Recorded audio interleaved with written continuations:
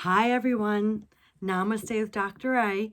You're one day away from spring break. Can you taste it? Can you feel it?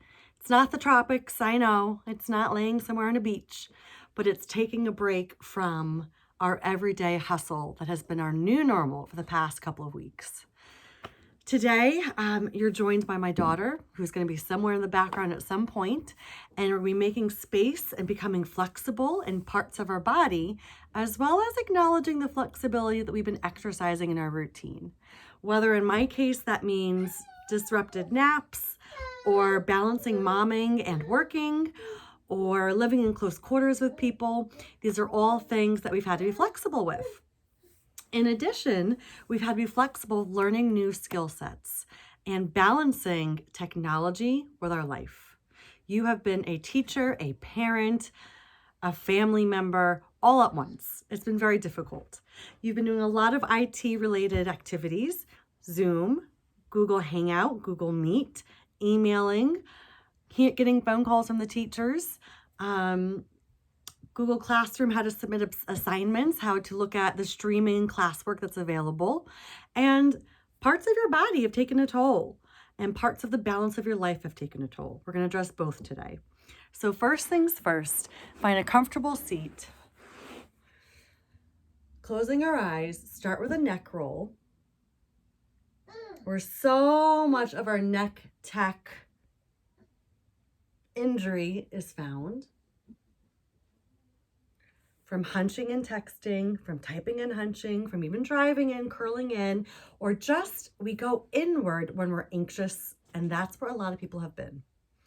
So after we've done a few neck rolls, one ear to one shoulder, release, and the other ear to the other shoulder, release.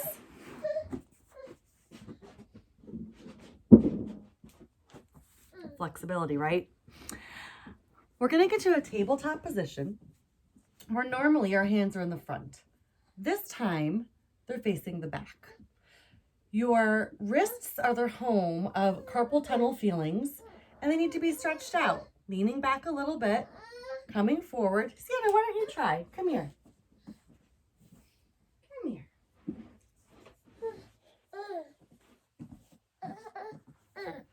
Yeah. Leaning back a little bit and coming back and releasing. From here, we're going to thread the needle. I'll show you once with Sienna and then once on your own.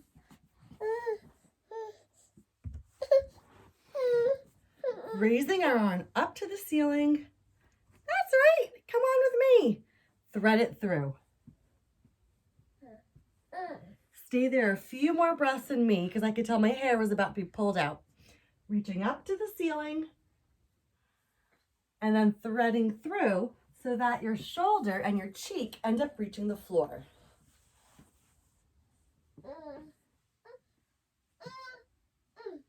Taking your time, coming back to center, sitting on your heels. Do you want to sit on your heels? Outstretch your arms. Come on, Sienna. Cross over one elbow on top of the other. Raise one straight up, raise the other straight up, and hook your hands together as such.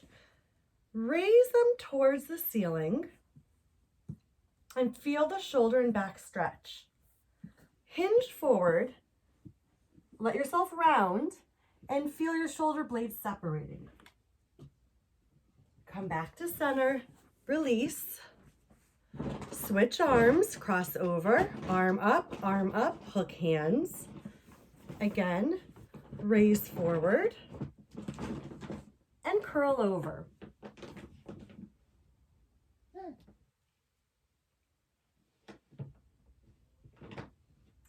And release. Last but not least,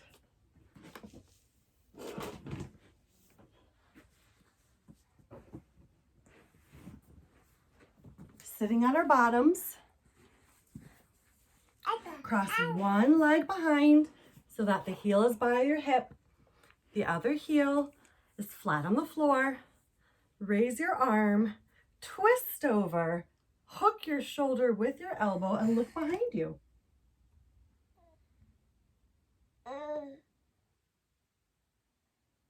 and then release. Shake out your legs. You want to shake out your legs? Come on, you can do it. Then curl in your other leg, heel outside your hip, other foot outside your hip. Raise one arm, twist, hook around your knee, look behind you for a couple of breaths. Yeah, and release. Shake it out. Shake it out.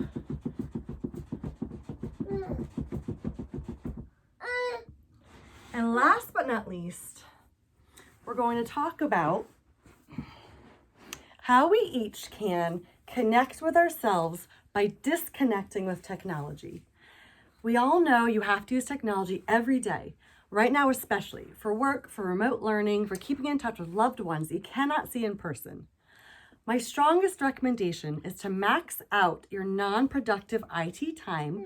Non-productive is when it's not purposeful, when it's not for work or school, at 2 hours, which means a 2-hour max for Netflix, social media, scrolling, YouTube, Pinterest, Amazon Fresh, all of it. Because there is a saturation point where it actually induces feelings of loneliness and anxiety by overexposing yourself to your screens. So for the next couple of days, try to be aware of how much time you're spending on technology, as opposed with real people or inside your own self.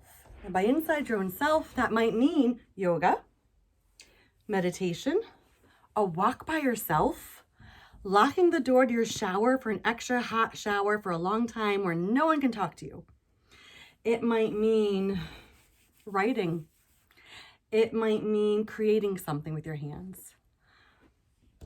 Disconnect a little more to give your body a break in that tech neck, the carpal section, the shoulders, all of it, and to refill yourself spiritually offline.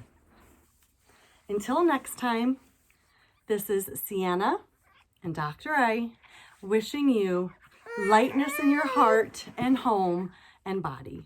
Namaste from our heart and home to yours.